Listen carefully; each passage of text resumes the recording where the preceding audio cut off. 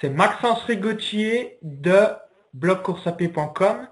Aujourd'hui, je suis avec Frédéric Brossard qui est l'auteur du livre Barfoot et minimalisme, courir naturel. Donc je vais laisser un petit peu Frédéric se présenter, nous présenter son livre, mais surtout nous expliquer un petit peu sa pratique de courir avec des chaussures minimalistes, les avantages, les inconvénients. J'ai différentes questions à lui poser, mais je vais laisser tout d'abord Frédéric se présenter et ensuite je vais lui poser mes différentes questions. Salut Frédéric. Bonsoir Maxence et bonsoir ou bonjour à tous et à toutes. Donc je m'appelle Frédéric Brossard. Je suis chroniqueur sur le site runners.fr où je m'occupe des rubriques minimalisme et test produits. Et puis comme Maxence l'a dit, je suis le co-auteur, puisque je l'ai écrit avec Daniel Dubois, le co-auteur du livre Barfoot, minimalisme, courir naturel, paru aux éditions Amphora en juin 2012. D'accord. Pourquoi as-tu commencé à pratiquer le barfoot ou de courir avec des chaussures minimalistes? Qu'est-ce qui t'a poussé à tenter cette aventure? Alors en fait, c'est la conjonction de deux choses. La première, c'est le fait que je fais beaucoup de tests produits et puis que naturellement, quand les chaussures minimalistes sont apparues sur le marché, pas forcément français, mais quand j'en ai entendu parler de ce qui se passait aux États-Unis, j'ai voulu tester. Et puis autre facteur, mon coach de club trouvait que j'avais une foulée franchement très lourde sur le talon, malgré mon poids plume, puisque je fais 1m84 et 65 kg. D'accord, Donc c'est ce qui très mince.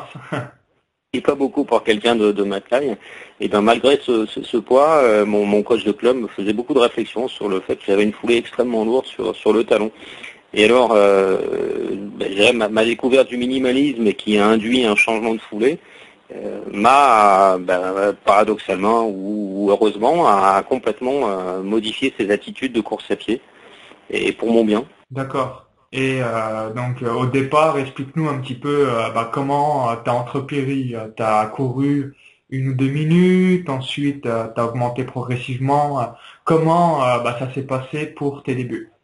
Ça s'est passé très mal en fait, puisque ce que j'ai écrit dans le bouquin, c'est un petit peu, quand je parle de progressivité et qu'avec Daniel on insiste beaucoup sur la progressivité, c'est un petit peu au regard de mon expérience personnelle et de celle que d'autres ont vécue, c'est-à-dire que quand on change de foulée, donc on modifie sa biomécanique, on modifie les attitudes de son corps, on modifie les réactions des muscles, des tendons, des ligaments, c'est-à-dire que tout ce qu'on fait habituellement, on le fait différemment. Et bien évidemment, quand on va trop vite, on laisse pas au corps le temps de s'habituer. Et donc moi, c'est un peu ce qui m'est arrivé, puisque j'ai d'abord commencé avec des chaussures de type Newton, donc ça c'est semi-minimaliste. D'accord. Et puis après, passer directement au Vibram Five Fingers, et puis avec l'idée de faire un marathon en Vibram Five Fingers au bout de 3 mois d'entraînement. Donc ça veut dire que concrètement, j'ai fait 800 km en Vibram Five Fingers, sans phase de transition, parce que ça me semblait facile, et puis je me suis cassé le pied, donc une fracture de fatigue du pied, juste avant de faire le marathon. Voilà. Donc c'est pour ça que dans le livre, on insiste sur le mot progressivité, qu'on écrit, je ne sais plus combien de fois, je n'ai pas compté, mais un certain nombre de fois.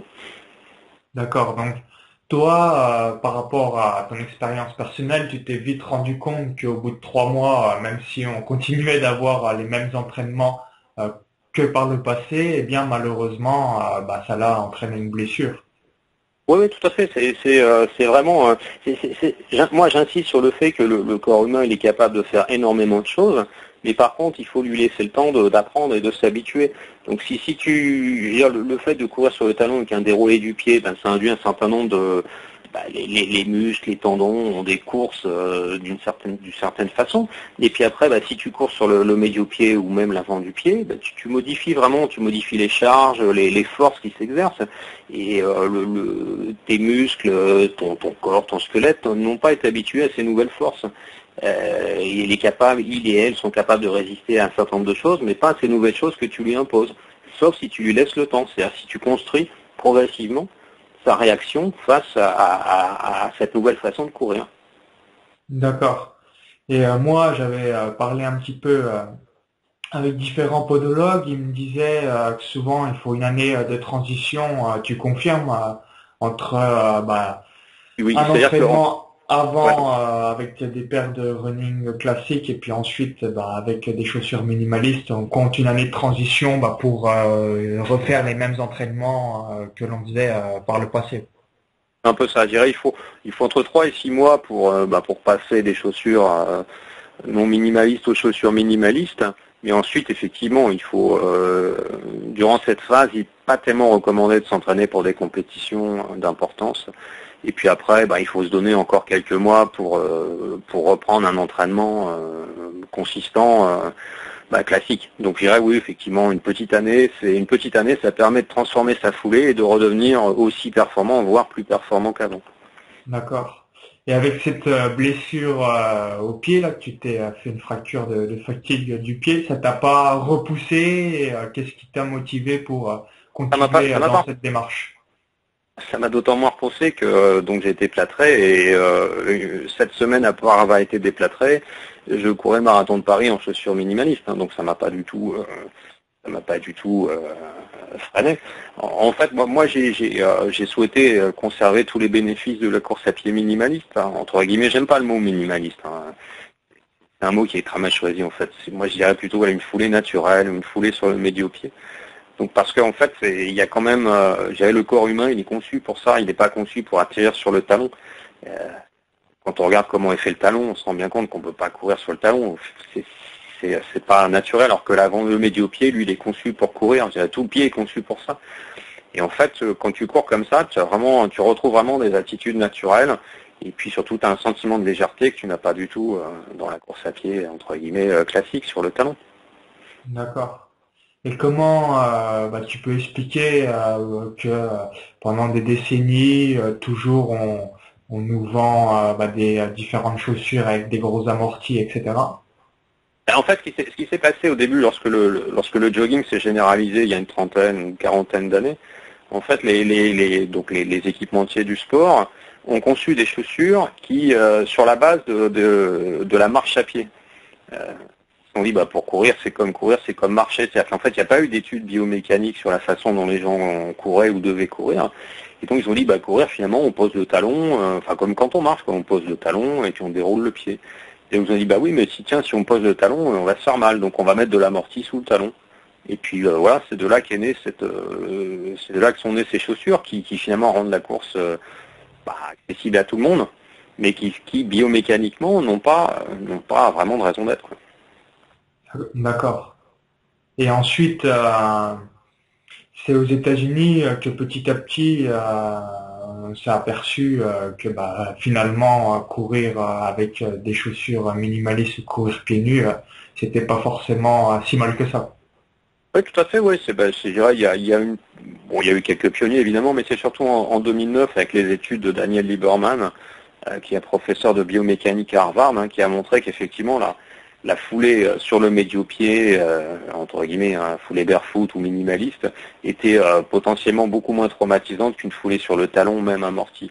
Et bon, donc Lieberman avait une approche purement scientifique. Mais autour de Lieberman, sont venus se greffer le succès du livre Born to Run de Christopher McDougall, et puis de plus en plus de témoignages de coureurs qui avaient fait cette transition minimaliste et qui s'en portaient beaucoup mieux. Alors, avec une approche qui était aux États-Unis, c'est les États-Unis, hein, c'est toujours entre guillemets sectaire, c'est-à-dire c'est oui ou c'est non, quoi, c'est blanc ou noir, c'est jamais juste milieu. Exactement. On dit voilà, le minimalisme c'est génial, ça résout toutes les blessures. Alors c'est un peu c'est le postulat de départ, je trouve il est pas bon quoi, de prétendre sans études scientifiques à l'appui que ça supprime toutes les blessures, c'est pas forcément la bonne approche. Bon, c'est pas ce qu'avait dit Lieberman, mais bon, je dirais c'est parti un petit peu sur ce malentendu quelque part. Voilà. D'accord. Et tout de suite, toi, quels ont été les avantages de cette pratique? Tu as ressenti donc plus ta foulée, des meilleures sensations quand tu courais. Quels ont été les différents avantages que tu t'es aperçu avec cette nouvelle pratique? Plus grande légèreté de la foulée, plus grande efficacité, des performances supérieures à ce que je faisais avant avec ma foulée entre guillemets lourde sur le talon. Donc tu as amélioré tes différents chronos personnels. Oui, clairement, oui, Ah, clairement. parfait. Oui. et puis plus de liberté, et puis plus de contact en fait avec le sol, avec plus de ressenti dans la façon de courir. D'accord. Et également, quels ont été les inconvénients à faire plus attention et plus se concentrer à sa foulée? On peut pas courir un petit peu n'importe où. Oui, alors je dirais les inconvénients majeurs, c'est dans la phase de transition, parce que quelque part c'est un petit peu frustrant quoi, de dire il faut recommencer à courir, il faut apprendre. C'est vrai que c'est pas une phase qui est passionnante. Alors moi je l'ai abrégé à mes dépens, hein. Mais bon, c'est pas une phase qui est super passionnante, hein, entre guillemets. Hein. Puis après c'est vrai que par contre quand on court sur route, fondamentalement il n'y a pas d'inconvénient. Quand on veut commencer à courir sur les sentiers ou entre elles, c'est vrai que ça nécessite quand même une vigilance beaucoup plus importante, hein, clairement. D'accord.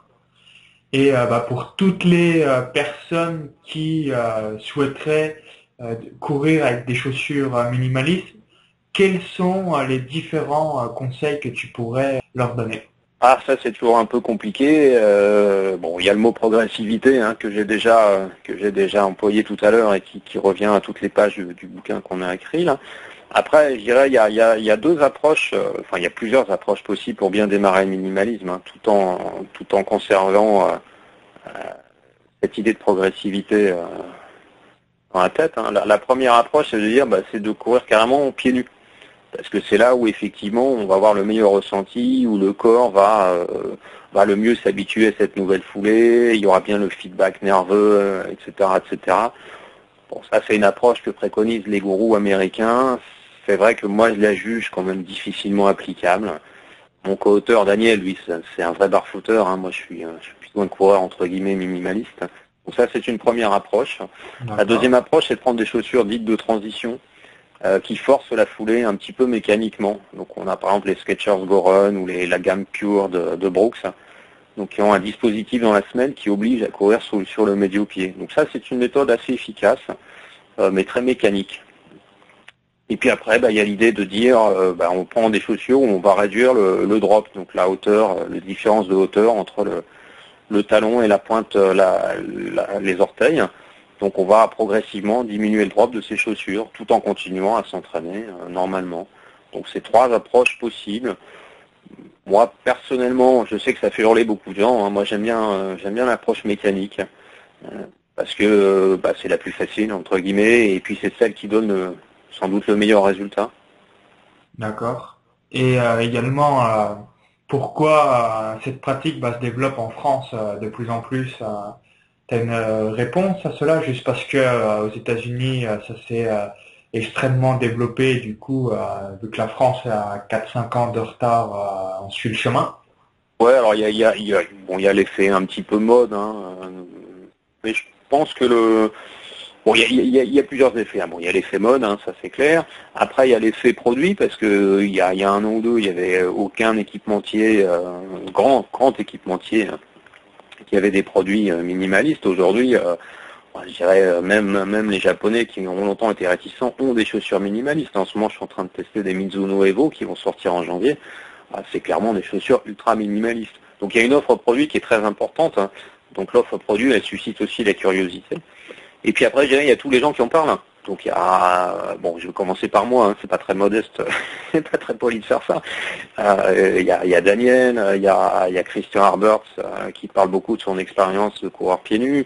Il y a tous les petits reportages qui sont passés à la télé sur cette tendance. Il y a des magasins qui jouent le jeu, qui sont intéressés. Il y a des magasins minimalistes qui ouvrent. Je dirais, il y a tout un ensemble de gens, entre guillemets des pionniers, de gens qui y croient et qui en parlent beaucoup et qui font partager leurs expériences. Et tout ça, ça contribue un petit peu à une prise de confiance dans le monde des coureurs, qu'il y a quelque chose qui existe, quoi, en dehors de la classique chaussure amortie, et que peut-être ça vaut le coup d'être essayé.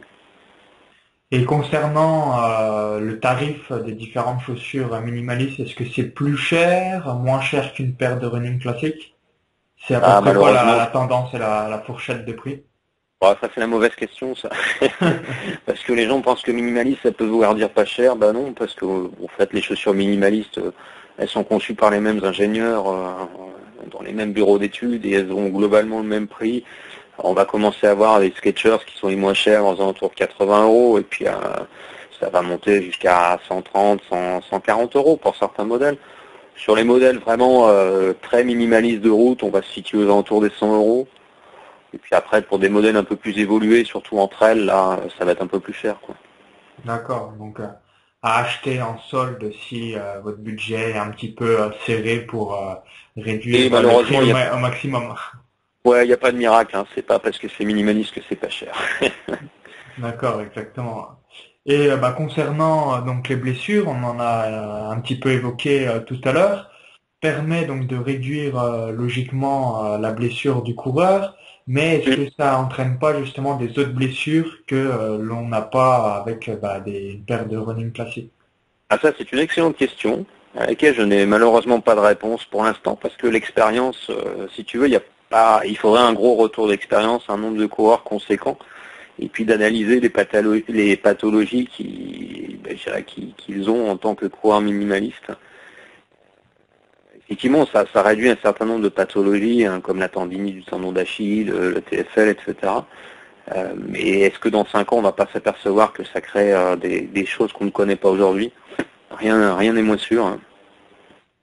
Bon, D'accord. j'exclus la fracture de fatigue, hein, parce que ça, c'est dû à une transition trop rapide, mais je dirais des pathologies de type tendinite, par exemple, est-ce qu'on ne va pas en causer à d'autres endroits que sur le tendon d'Achille ou au fascia latin? Je ne sais pas dire. D'accord. Ouais. Donc ouais, pour le moment, vu que c'est tout nouveau, on n'a pas assez de recul et d'expérience pour savoir si dans le futur ça peut entraîner des soucis que Oui, ça oui. entraînait pas avec une paire de running classique. Bah, de toute façon, il faut bien voir que courir, c'est bon. Même si l'homme est fait pour courir comme dit Christopher McDougall, il n'est pas fait forcément pour courir des marathons, des ultras, des 10 km à fond, C'est hein. vrai.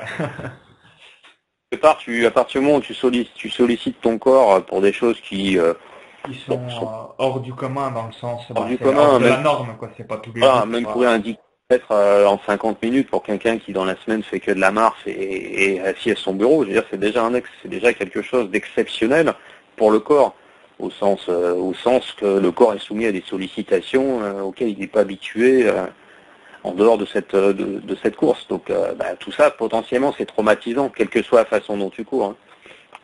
D'accord, ouais, Mais également, concernant tes différents entraînements, est-ce que tu peux nous évoquer une semaine type de tes entraînements en tant que coureur minimaliste? Bon, ils vont pas être très originaux parce que je pense que c'est les mêmes que ceux des coureurs standards, hein. Moi, le lundi, c'est du sprint court ou de la séance en côte, hein, où je varie les distances, hein, soit du sprint très court, 100 mètres, 200 mètres, et pareil pour les côtes, soit du un peu plus long, hein, 400, 600, idem en côte. Après, je vais faire une séance d'allure où je vais travailler 3 allures, donc une allure de footing rapide, une allure marathon, une allure 10 km, donc sur des sessions entre 20 et 30 minutes. Une petite séance de récup qu'en général je fais en sous-bois. D'accord. J'aime bien. Et puis après, c'est une sortie longue avec du travail d'allure. Et puis si j'ai le temps, je fais une 5e sortie. Bon, un petit peu plaisir, quoi. Voilà. D'accord. Donc tu t'organises 5 sorties par semaine dans ton planning. Voilà à peu près, ouais. Ok, t'as raison, hein. Autant en profiter au maximum et puis prendre du bon temps en courant. Ouais, mais je suis très scientifique dans mon approche, hein. Mes séances, elles sont toujours à base de pourcentage de vitesse et de pourcentage de cardio, hein, donc. Et donc tu as un cardio-fréquence-mètre où tu analyses toutes tes données de tes résultats de ton corps. Oui, j'ai l'œil rivé à mon GPS surtout. Moi, je surveille ma vitesse, en fait. Ah, ok, d'accord. Et tu arrives à tenir à chaque fois tes différents entraînements en les ciblant quasiment exactement comme tu dois le faire. Ouais, tout à fait. C'est le but que je me fixe, en fait. C'est l'objectif que je me fixe. Ok, c'est parfait, hein. Tu automatises ton travail quoi, en courant.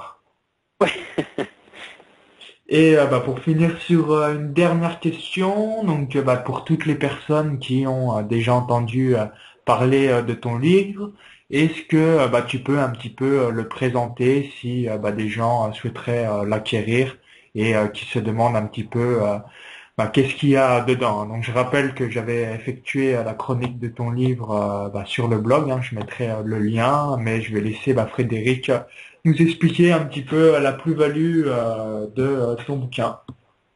Alors déjà, c'est le premier bouquin de ce type en français, ce qui est déjà sa grosse plus-value. Et puis avec Daniel, ce qu'on a essayé de faire, c'est qu'on a essayé d'être très très simple et très pratique. Donc en fait, dans toute une première partie, bon, on va rappeler rapidement l'historique du mouvement minimaliste. Ensuite, Daniel, lui, va expliquer un petit peu le corps humain, comment il est fait, les différents types de foulées, leurs impacts sur le corps, etc. Donc ça, c'est toute une partie entre guillemets scientifique, qui est le domaine de Daniel. Après, on va donner quelques conseils enfin pas quelques conseils, on va expliquer un petit peu ce qu'est la foulée minimaliste et puis quelques petits exercices pour l'acquérir. On va donner un petit peu d'exercices de préparation physique pour renforcer certains éléments plus sollicités que d'autres. Un plan de progression type. Et puis après, on va parler des limites, parce qu'il faut bien parler des limites. Donc là, c'est là où on va parler un petit peu des risques de blessure quand on va trop vite. Et puis des limites face au temps, face aux conditions météo, face aux distances, etc. Et puis un dernier petit chapitre où on présente un peu le matériel, les différents types de chaussures disponibles pour pratiquer la course à pied minimaliste. D'accord. Donc, comme ça, on a une panoplie de tout ce qu'il faut faire pour pratiquer le barfoot et minimaliste On sans avoir de soucis. Voilà, on n'a pas voulu faire un bouquin hyper technique sur la foulée. On a plutôt cherché à faire quelque chose de vraiment simple, accessible, que les gens puissent prendre plaisir à lire, qu'ils soient convaincus. Que ce soit pas trop technique afin de perdre les gens, quoi. Voilà, exactement. D'accord. Et également, est-ce que tu souhaiterais revenir en arrière ou maintenant c'est sûr, tu recourras jamais de ta vie avec une paire Et ce qu'il y a surtout, c'est que j'y arrive pas. Parce qu'en fait, maintenant, c'est... j'arrive plus. Moi, il m'arrive, bon, les marques m'envoient des fois des produits à tester. Et je commence à courir avec et je me rends compte que j'arrive pas à courir parce que la chaussure, le talon est trop haut par rapport aux orteils et puis j'arrive pas quand je pose l'avant de mon pied, le talon se pose alors que je veux pas et puis la chaussure est pas assez flexible, je suis pas bien dedans quoi. Elle est trop serrée pour mon pied, enfin bon j'arrive pas quoi. Donc je peux plus revenir en arrière en fait. D'accord, ouais. Maintenant tu vas être condamné entre guillemets Là je suis condamné là. avec des chaussures minimalistes. C'est clair. Ok, en tout cas, merci pour avoir accepté cette interview. Merci De pour rien. avoir donné un petit peu ton point de vue par rapport à cette thématique qui augmente petit à petit en France, un nouveau phénomène qui va sans doute s'accroître au fil des mois et des années à venir. Je pense que tu seras dans quelques années avec de plus en plus de coureurs qui auront essayé cette pratique. Oui, je pense aussi, oui. Ok. En tout cas, pour ma part, je te dis à bientôt et merci une nouvelle fois. De rien. C'était un plaisir. À bientôt. À bientôt. J'espère que cette interview vous a plu. Partagez-la sur Facebook, sur Twitter et également dites-moi dans les commentaires du blog ce que vous avez pensé de l'interview. Pour ma part, je vous dis à très vite pour de nouvelles vidéos de course à pied, des entraînements de course à pied, des chroniques de livres, plein d'autres choses. Donc, c'était Maxence Rigotier de blogcourseapied.com. À bientôt!